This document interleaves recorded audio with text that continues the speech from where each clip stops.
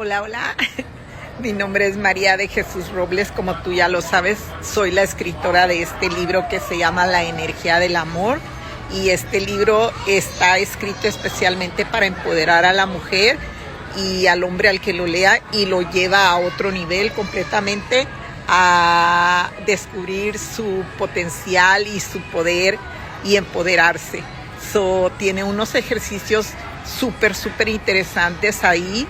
Cuando tú lo lees, vas a descubrir tu potencial que tienes para darlo al mundo.